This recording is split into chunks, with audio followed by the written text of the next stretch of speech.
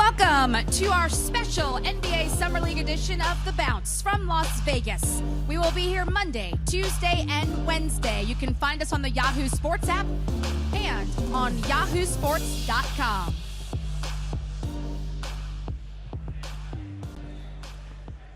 Hey there, everybody. Glad you guys are here with us. I'm Stephanie Reddy. Of course, we've got two special people here with us. Sam Mitchell, former Coach of the Year in the NBA, 13-year veteran.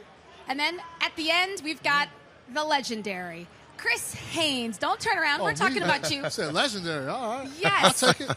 The NBA senior insider for Yahoo Sports. Glad you're here, and it's perfectly timed because right here in the thick of free agency, we have a laundry list of things to talk about. So we're going to pepper you with questions, Chris, to start things off. Okay. We're going to start with the headline. Kawhi Leonard. I don't know if you saw it coming. I know you broke it early. Yeah. Help us through the process. How did we get to where we are now? I didn't see that coming, Steph. I'm going to be honest with you. You know, all week long leading up to the final date, all we heard from other people that were reporting things were Lakers, or the Raptors. Well, Friday night, I finished Summer League coverage, went back to my hotel. It's about 10:45 at night. I'm thinking I'm going to get me a couple hours of sleep because I'm still about to go out and see some Las Vegas life. So about 10:45, I get a text. You know, somebody close to this camp, text that saying Los Angeles Clippers. Now, usually, when I get something reliable or something like that, I just go with it. But we haven't been hearing anything about the Clippers all week. So I text back, Kawhi's going to Los Angeles Clippers? He said, yes. And I said, so I can report this? Go now. I'm like, done. Wow. It's done. And that's what happened. Then about 10 minutes later, word gets out, Paul George. Nobody's seen that coming. This was, you know, Kawhi, teams knew that if any part of the process leaked, as far as the meeting conversation, teams knew that they were likely be eliminated from consideration. That's how Kawhi was able to keep this thing quiet in-house. And at the end, he just laid a bombshell on everybody. That is awesome. Yeah, it was. It's amazing, man. For a guy that's so quiet and so unassuming, man, he carries a big stick when he does talk. He speaks softly, but when he speaks loud and clear. And Chris was right. No one saw this coming. I actually thought it was a very good outside chance that he would go to the Lakers, considering LeBron James, Anthony Davis, and more so Anthony Davis, because who knows, after 3-4 years, LeBron may be done. But he had an opportunity to pair with Anthony Davis for the next 10 years. And when I look at Anthony Davis, his mannerism, it reminds me of Tim Duncan. So that's what I may have thought the draw would be. But obviously no one saw him, not Kawhi, going to the Clippers and pulling Paul George with him. I mean, to me, that was the one that knocked me out of my seat. We knew there was maybe an outside chance he'd end up with the Clippers just because of the L.A. situation. But Paul George, you could have knocked me over with a feather. Yeah, I mean, Chris, I mean, to think about Paul George just signed an extension, and it was a lot of conversation about, hey, Westbrook is my brother. I like OKC. This is where I want to be. Paul George had his best career, third in MVP voting, and all of a sudden for him to pick up the phone, and an agent can't do that. Paul George had to call Sam Presti himself because Sam Presti needed to hear that from the horse's mouth before the wheels got to turning to make that trade. And that's something that's not getting a lot of attention. You bring up the extension. He's a year into that extension. And remember, when he did the extension, they did this elaborate party to kind of say, oh, guys do want to play with Russ. Oh, Russ got Paul George. He's on board. He's fully invested in OKC. So after a year to request a trade, and he's pretty much gotten off scot-free. People are looking at Russ and saying, well, is Russ the issue? KD's gone, PG's gone. But that was the most stunning aspect about it. We knew Kawhi was looking at Jimmy possibly joining force. We knew he was possibly looking at Kevin Durant. We didn't see Paul George with the commitment he made just a year ago. So I agree with you, Steph. That was really something that nobody really seen at all. That's why we love this game, though, because especially this time of year. There's no script as good as real NBA activity. Let's talk about the Clippers. The way their roster sits right now, with Kawhi Leonard, with Paul George. They also had a couple of other signings that have pretty much gone under the radar now because we're talking about Kawhi and PG-13. How do they look to you guys? Well, Chris, I mean, and Stephanie, look, I like what the Clippers have done, but when you look at this roster, look, we already know Kawhi Leonard's not going to play this game. with load management, with the success he had last year. And, Chris, correct me if I'm wrong, he still didn't look 100% in the finals. And then you look at Patrick Beverley. Well, we already know Patrick Beverley going to miss 25 games. I mean, he just does. So when you look at this roster, and I think Doc Rivers is going to do a great job. They have depth, and I think the Clippers are right there with everyone else. But I'm not ready to anoint the Clippers as the favorite in the NBA for the NBA championship right now because, look, I love Kawhi and I love Paul George, but the rest of that roster got to come step up and play. And then you got to look at how many games these guys are actually going to play together. See, Sam, I would disagree with you. I'm anointing them. I'm anointing them the championship favorites. And the reason is because, you made great points. Excellent points. It's very valid. But it's the regular season. Those guys aren't worried about the regular season. As long as they can get home court advantage, get one of those top 4 seeds, Paul George, Patrick Beverley, Kawhi Leonard, in the playoffs, they ain't missing a game. That's what it matters. So the regular season, I think they could skate pretty much fine. I mean, that's what Kawhi did in Toronto. And every team pretty much knew that Kawhi is good for about 65 games. So you're telling me you're sold on ancillary players, all those bench guys and the guys that's going to fill in the roster behind Paul George and Kawhi Leonard. You're 100% sold on them. Because when I look at that Milwaukee Bucks team, they lost Malcolm Brogdon. That's a huge loss. Yeah, but they still got Giannis, and they got Chris Middleton, they got Brook Lopez, and do I need to go on and on? Look, Milwaukee, let's be honest. Milwaukee was the better team in the NBA throughout the regular season. And think about something. They let Toronto off the hook in Game 3. They had an opportunity in Toronto to go up 3-0, and if they do that, now we're talking about something totally different. We're talking about the Milwaukee Bucks possibly being the NBA champion because with the injuries, with Kevin Durant not playing, and then Klay Thompson going down, Milwaukee Bucks could have very easily won the championship and been up 3-0 in the Eastern Conference Finals. Okay, I'll give you that. Could have been up 3-0. They weren't up 3-0. Yeah. And then you're talking about the regular Sam, I don't care about the regular season. It don't matter if Milwaukee, you know who they play. You know who all teams play in the regular season? Phoenix. Yeah. Detroit. I know. You know all those teams? Those teams that don't matter? So those teams aren't in the playoffs. That's when it really matters. 7-game series. That's why I say top to bottom. I'm not anointing them the champions. So you're telling me the Clippers got enough shot makers? Yes. Okay. Well, yes. We're going to find out, in about 9, 10, 11 months. We will. We will find out. Hold on. Before we move on real quick, Sam. Okay, Milwaukee didn't get to the finals, correct? No, they didn't. You can make the case that they're weaker from last year because they missed Brogdon. They didn't pick up anybody else. Yeah, but think about this, though. Mike Budenholzer played 10, 11, 12 guys last year, okay? And Eric Bledsoe didn't play well in the playoffs. So some of those guys that had disappointing playoffs, they're going to learn from that. They're going to step up. They're going to come back more experienced because what they understand is, having the best record in the NBA is great. Yeah. But at the end of the day, to your point, what matters is how you play in the playoffs. And some of those guys that's making a lot of money, Eric Bledsoe and some of those guys, didn't play up to their contract potential. And I'm going to say the same thing about it. It's one thing to sneak up on people. It's another thing to be anointed and be expected. So I expect Paul George to be able to handle the pressure. I expect Kawhi Leonard. But those other guys on the Clippers, the Clippers have played the last 2 years with no expectation. Now all of a sudden, the expectation is going to be there come playoff time. And if you're picking them as the favorite, how all these ancillary players how are they going to react when the lights are shining bright on them? I'm making sure Patrick Beverley ain't walking around here calling him an ancillary player over here. Absolutely. Well, he just signed a new contract. He can come beat me up all he wants to. Come on. He'll be short. So you picked the Clippers, but to both of your points, the regular season does matter somewhat because there's a team that plays in that same building that did not make the playoffs because of their regular season record. Correct. The Lakers. Correct. What are they going to look like now?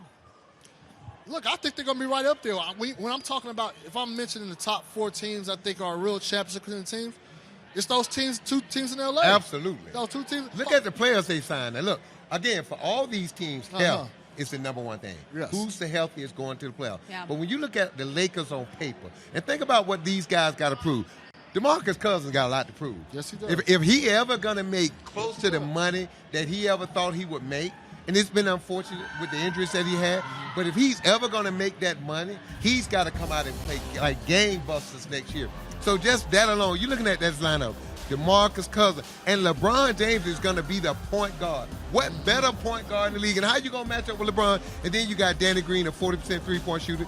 You got Kyle Kuzma, who can play inside and out. And then you got Anthony Davis and Boogie Cousins. And then you look at the rest of that roster. JaVale McGee, say what you want to say. Block shots, rebound, puts pressure on the front of the rim. Jared Dudley can knock down threes. Caldwell Pope, a good defender. And then they just signed a guy that I've always loved. What's the two guard that just came?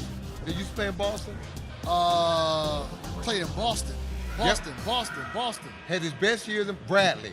Oh, Avery Bradley. They just signed Avery Bradley, who's an elite defender and a guy that can knock down shots. So, again, all these teams is predicated on health. But when you look at the roster, now tell me, all being the same, if both rosters are healthy, who do you think have the better roster between the Lakers and Clippers? Before I answer that, you made a good point about LeBron starting. Where you hear that from, Sam? Where'd you hear that? Where'd you get that nugget from? Okay, thank you, Sam. All right, let's get that straight. Let's get that straight out there. But look, no, top to bottom, those two teams, Lakers and Clippers, are arguably the deepest team in the league. Milwaukee is up there as well. But I like what they have. But, one thing I'm disappointed that they didn't, I don't feel like they patched up. I don't see a sniper on that roster for the Lakers. Danny Green is okay. When you want to talk about somebody... 40% shooter? How many championship rings Danny Green got now? Okay. So he has championship pedigree. You mentioned 40% shooter? Yeah. How did he shoot in the finals? Well, he had did they win? They did win. That counts for something. And let me ask you this. But hold up, Chris. This is different what you're missing. As a coach and a former player. Whether he's making shots in the finals is one thing. But the fact that he's on the floor, you got to account for him. And the fact that this guy shot 40%, and shooters, they're one shot away. Look at Fred VanVleet. Was awful in that Milwaukee series. And then all of a sudden, at that game 3, he made a shot that looked like it was no big deal. But that shot got him going. So you got to look at history. Danny Green, if he's on the court, and the ball's in LeBron James' hand, you're going to account for Danny Green sitting in that corner. So you're saying you put the Lakers over the Clippers? I think, to me, when you look at the rosters, if the Lakers play up to their potential, if DeMarcus Cousins gets in shape and comes back with that chip on his shoulder, because this is second year in the race, bro, he's making minimum. And he's sitting there looking at guys making $40+ million. And think about it, 2 years ago, DeMarcus Cousins was the most talented center, big man, in all the NBA. So he's got to be hungry. If this don't get him going and get in the best shape of his life to go out and prove some playing with LeBron James and his buddy, Anthony Davis, and his other buddy from Kentucky, Rondo, then nothing will. He's motivated. Look, he thought he was going to get the bag this summer. He won't eat. And if you look... Like everybody else eat. He's making 3.5, and the other guy's making 40. He gets some hors d'oeuvres. But that's fine. They're high quality hors d'oeuvres. He'll be all right. But if he can stay healthy, look, he averaged 16-8 for the Warriors in the regular season. And he suffered that leg injury going into the postseason. He's going to be all right. No, I agree with you. I'm just starting something with you, Sam. But Lakers and Clips right now, we've never seen this, Steph. We've never seen the Lakers and Clippers both be relevant to this magnitude. Right. Let me ask you this. The last time people challenged LeBron James, everybody's talking like LeBron James had a down year last year. Okay, so let's give him that. What do you think LeBron James sitting there with all the hype and all the rumors and all the things with Kawhi and Paul George in the same building? What do you think the Kings in there? You think he's going to just give that crown up? I guarantee you, DeMarcus Cousins, LeBron James, Anthony Davis, Rondo, all those guys, they're going to have an early training camp. They're going to be in the gym working together, and LeBron leading. And you're talking about now, you said it, who's a better point guard in the league than LeBron James? And how you going to match up with it? Because think about this. When you put Paul or Kawhi on the ball, it's different than guarding the guy coming off screen and you spend half of your defensive possession sitting in help side. You're on the ball the whole time. And then you got to come back. You got to guard the ball, LeBron James, and then you got to come back and try to score 30 also. So it's a different dynamic defensively when you're on the ball. And LeBron's out there for 42 minutes. That means you're on the ball for 42 minutes. You're right. All right, guys, I love the talk, but we're going to switch to something else because we have a newsbreaker here with Chris Haynes. So we're going to go to, before we get to your tweet, we're going to check Woj's tweet from earlier today, and you guys brought it up. Once guard Avery Bradley clears waivers today, he plans to sign a 2-year, $9.7 million deal with the Lakers.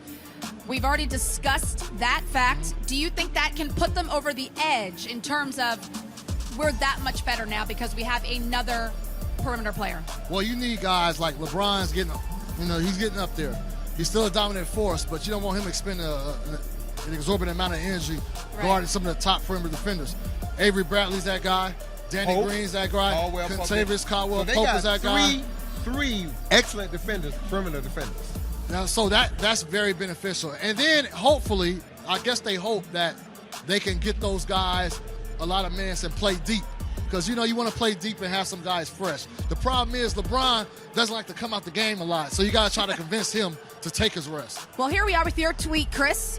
Free agent Jabari Parker reached an agreement with the Atlanta Hawks on a 2-year, $13 million deal. League sources tell who? They told you. Tell me. Or Yahoo Sports. You must have pictures on people. Hey, you getting all the breaking news. Don't I better stay away from you. Don't say that, Sam. Don't say that. I was a little surprised with this move. I didn't think they'll go in that direction. Right. Especially with all the young players young at the power forward position that they have. Because they got some guys who can play both positions. And you know this about young guys. They struggle when they looking over their shoulder. Oh, for sure. They're not used to that. For sure. And then Jabari, he's still trying to get his money. He's trying to prove himself. Yes, he is. D-Wade agrees with all of us. Free agency. It's nothing better than this right now in the NBA. Yeah. I tell you one thing, the way D-Wade head is turning. I saw a video this morning when D-Wade was talking about this cleanse or something he was doing, and he was talking about his wife, and she smacked him upside the head, back of his head. Well, oh, yeah. Rightfully so. It was funny. It was comical, but he kind of threw her under the bus. Happy wife, happy life. You all know Absolutely. that. Taking a look inside of the arena. It's NBA Summer League from Las Vegas. The Bounce is on location, special Summer League edition. We'll be here Monday, Tuesday, and Wednesday. And we've got more Bounce coming at you.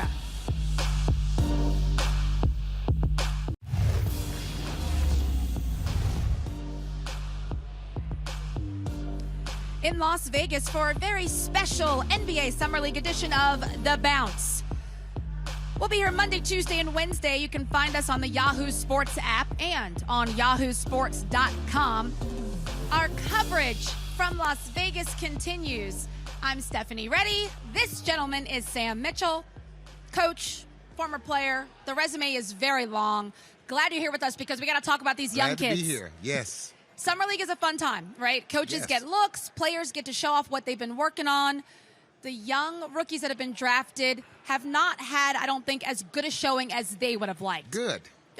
That's a good thing. Why is that good? Well, Stephanie, look, these guys come out with all this hype. When you look at a guy like Zion Williams, R.J. Barrett, the hype, look, they got millions of people following them on Twitter already.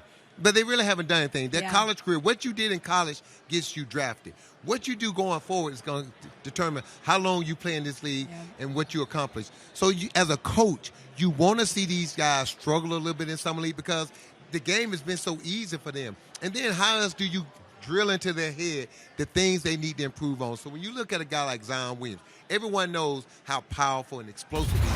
But if he don't add a 17, 18-foot jump shot, three-point shot, if he don't add taking the ball to the basket with his right hand, doing those other things, then he's going to struggle. And the only way these guys is going to get it is to struggle in summer league because as a coach, you want to see how these guys bounce back after they struggle. Right, well, we saw Zion play just a few minutes in the first half before he got injured in that first half against the Knicks. You can see him there with the ice on that left knee. He went out with a bruised left knee. Will not play the remainder of the summer league. So now I would feel like he would have the ear of the coaching staff. Am Absolutely. I correct? When do you listen? When you fail. Yep. If you have success early, you can't listen. So as a coach, you want these guys to be successful. But this summer league, none of this counts. If it was regular season, you want the guy to have success. Right. But this summer league, you need them to fail so it opens up their mind so they listen to you now. They become more coachable. And now you can pinpoint the things in their game, the holes in their game, because all players have them, especially these young guys. And now you can pinpoint those things, and now you can get them in the gym in your off-season program and start working on those things. Because if it's not working in summer league, what do you think going to happen come the regular season when they put the veterans on the court? Right, because now they're playing against other young players that don't have as much experience, which leads us to R.J. Barrett. Yes. We all know how talented he is. He's a terrific scorer, and he probably will continue to do that at this level. But so far in the Summer League, he has struggled from the field. His shooting has been less than great. Well, that was the knock on RJ. He was not a prolific shooter at Duke. Look, he's a great athlete. He's a great talent. And I think this young man, along with a lot of these guys, first-round picks, are going to have long, great careers. And we're going to have a couple of future All-Stars and maybe a Hall of Famer or two. But early in his career, what has been his thing? R.J. Barrett wants to get to the hole. So Yeah. in the NBA, teams are going to take that away from him. One, they're going to make him shoot jump shots. They're going to take away his left hand. They're going to force the ball in his right hand. And those are the things he needs to improve on. When you look at 9 points a game, 7 of 33 from the field, and 2 of 13 from the three-point line, he's got a lot of growth ahead of him. And you can see that's 21% from the field, 15% from behind the arc. And as you have reminded all the fans, no cause for alarm No, you for want Summer this League. as a coach. Absolutely, because now they're going to be attentive. They're going to hang on every word that you say, because for all these guys, this is the first time in a long time that they've failed. Yeah, that's a good point. Now, from a coaching perspective, when you have these young players that are out here, let's start off with the rookies. This is their first real taste of anything that's related to the NBA. What sorts of goals do you put in place for a young rookie that you want them to try to achieve before the season starts? Well, if it's my first-round pick, I want to see those guys get 20 to 22 quality shots a game. Now, listen, anybody can go out there and jack up 22 shots, but a professional scorer, out of 22 shots, 20 of them are going to be good shots. They're his shots. So they have to learn how to get their shot. Second, if it's guys that I'm looking to fill out my roster, I'm looking at who knows how to play, okay? It's not can you score, because if you go to a team like the Lakers with all those stars, they're not going to need you to score. They're going to need you to play a certain role. And I tell players this all the time. The quickest way to get on the floor is play defense and to play with energy. Those things. And then showing the coach that you know how to make the simple, easy basketball plays. Headman the ball, hockey assists, being in the right position and help defense. All those things are important when you're a coach looking out to fill out your roster with role players that can come in and give you 5 to 10 minutes a night. Now, from time to time, you find on rosters there are some second or third year players, a little bit more NBA experience. Let's leads us to this, Summer League standouts. Some of those guys will end up playing well. Who jumps off the page here? Well, to me, Gary Trent Jr. When I look at all those guys, look, Tyler Hero, he's playing great, rookie from Miami. Kobe White, point guard from the Bulls is playing right. But when you look at Gary Trent Jr., and I've seen this kid play, he's got a year under his belt. He's played professional basketball now. He's more mature, and he understands how to get his shot. And that's a big difference. And Steph, you've been around the NBA a long time. It's a huge jump for all these kids from their first year to their second year. That first year, you're just trying to remember what city you're in most nights and how to get to the airport. By that second year, you're comfortable. You know the things that you need to do to improve. You've been around the league. You've had the coaching. And so now it kind of sets in. You get into a routine and you learn how to work. These rookies right now, they don't know how to work.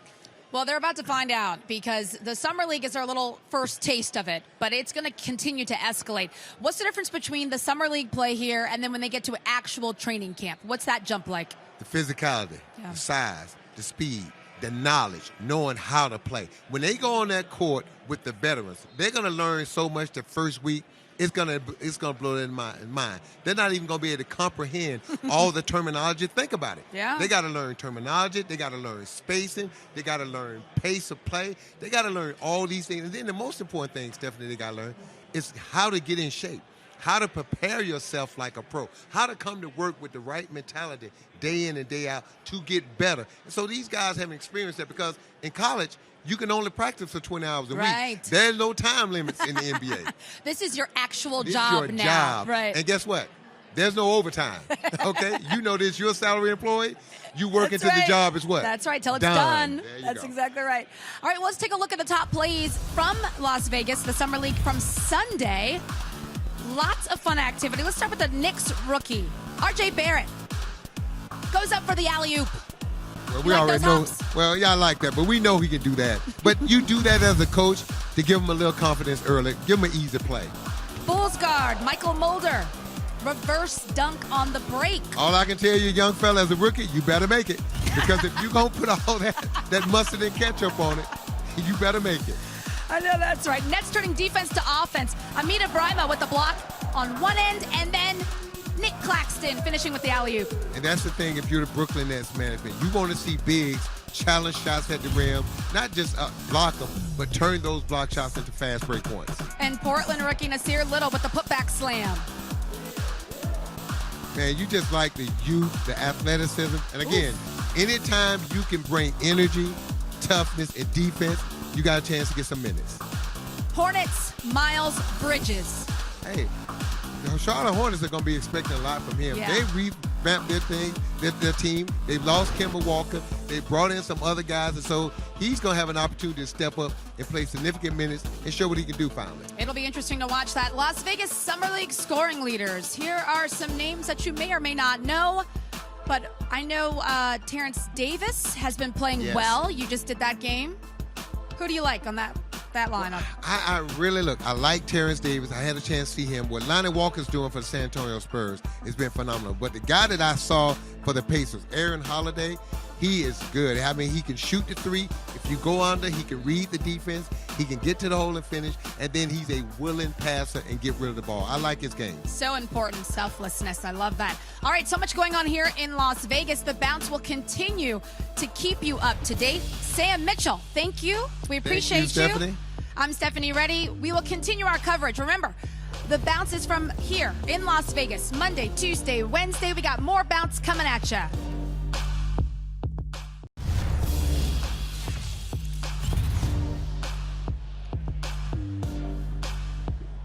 In Las Vegas for a very special edition of The Bounce, covering the NBA Summer League. Monday, Tuesday, and Wednesday of this week. You can find us on the Yahoo Sports app and also yahoosports.com. Sam Mitchell, Coach of the Year, 13-year NBA vet. Yes. Most of those seasons with one team. Yep. I was fortunate. Didn't have to move around a lot. That was fortunate. Yes, I'm Stephanie Reddy. We're glad you guys are here with us. So let's talk a little bit about the East. We talked about the Lakers and the Clippers in the West.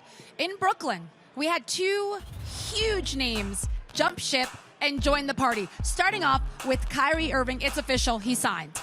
Yes, look, the speculation was that Kyrie wanted to go to the Knicks, revamp the Knicks, all the glory that comes with being in with the New York Knicks. But then all of a sudden, a little birdie kept telling me Kyrie's from Brooklyn. And if you look at what the Brooklyn Nets have done in the past 2 or 3 years, they've slowly transformed that organization to a destination spot. And when Kyrie Irving and Kevin Durant decided to take their talent to Brooklyn instead of to Manhattan and the New York Knicks, that sent shockwaves throughout the NBA. And so it tells people right now, you just can't rely on your name and what you've done in the past and your stature. You got to go out and you got to show these guys every year, year in and year out, that you have a top flight organization from top to bottom. And you look at what Brooklyn is right now. Brooklyn is ascending. The Knicks, they're kind of in a holding pattern, maybe descending a little bit. Well, Kyrie Irving is joined by his friend Kevin Durant, who is now going to be wearing the number 7.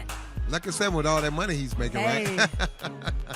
I mean, I can't blame him for that at all, right? No, I mean, Stephanie, look, for all the people that want to criticize these guys for going to different places, think about it. You're drafted. You have no choice to where you play your first 4 or 5 years. And then all of a sudden you're traded. You have no choice. Yep. If you spend the time and play your contract out, and you have a decision to make, and you have a choice, why not, if you have the choice to be able to pick who you want to play with and where you want to play, I'm all for it. These guys have earned it. They put their time in.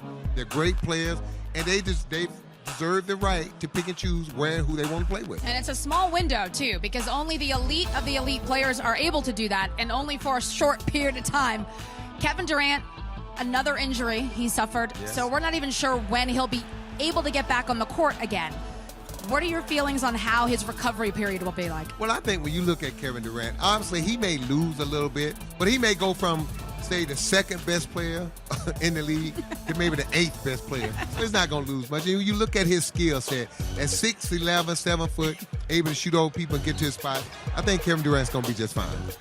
And Kyrie Irving, we already know what he can do. He's proven that he can win a championship. He's proven that he can be the man, right, and score buckets. How is he going to be with KD? They're friends. They have a common goal.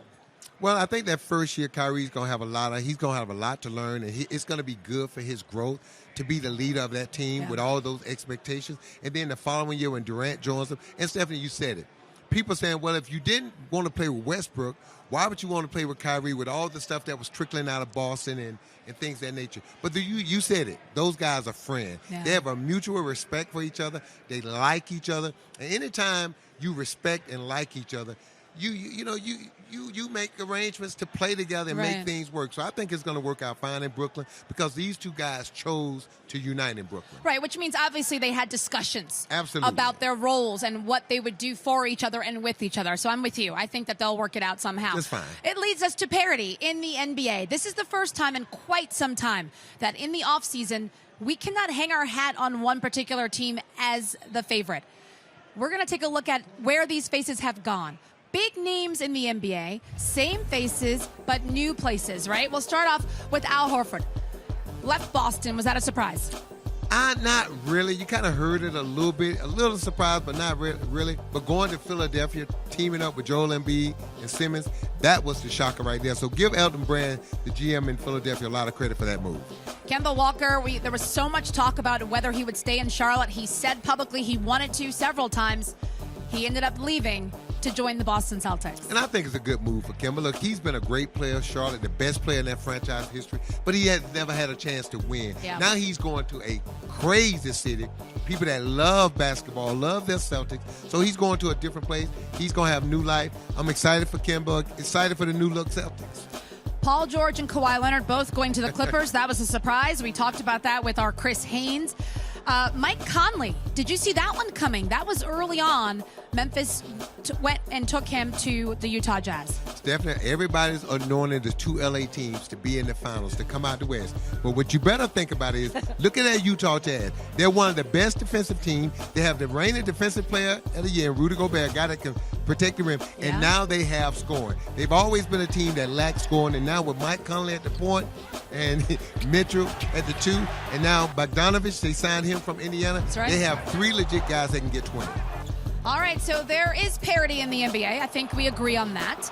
Do you have any early predictions for us, Coach? Well, since you're making me pick 2 teams, I'm going to say Milwaukee, because I really think they're going to learn from the disappointment of last year, being up 2-0, having a chance to go up 3-0 and get to the finals, losing to Toronto in the East Conference Final. The West, I'm going to go with the Lakers. Look. Okay. Well, and it's not just because LeBron James and Anthony Davis. I think DeMarcus Cousins really have something to prove. Think about it. Yeah. You're talking about a guy that was looking for a $200 million plus contract, and he's just played last year for minimum. I mean, he's going to play this year for the veteran minimum. DeMarcus Cousins got a lot to prove. If he gets in shape and has that chip on his shoulder like he should, watch out for the Lakers with all the talent and veteran players that they have. That's a really good point. I'm looking forward to seeing it. This is the first time in a long time. Last 5 years. I mean, it's going to be amazing. It's been Golden amazing. State in the field, right? Like Tiger Woods in the day. I'll take Tiger, and you can have the other 163 guys. This year, there are literally 10 teams or more that has a legit chance to compete for a championship. And that's legit. So that means that there's at least 15 teams that think they have a shot at it. No. There's 29 teams, I guarantee you, because everybody think, as a coach, we can get lucky. I love it. It doesn't work like that. All right, Sam, thank you so much. Always a pleasure to have you. Definitely, I enjoyed it. Have me back anytime. Absolutely. All right, guys, the bounce will continue to come at you. Don't forget, you can find us on the Yahoo Sports app and also yahoosports.com. Special NBA Summer League edition from Las Vegas.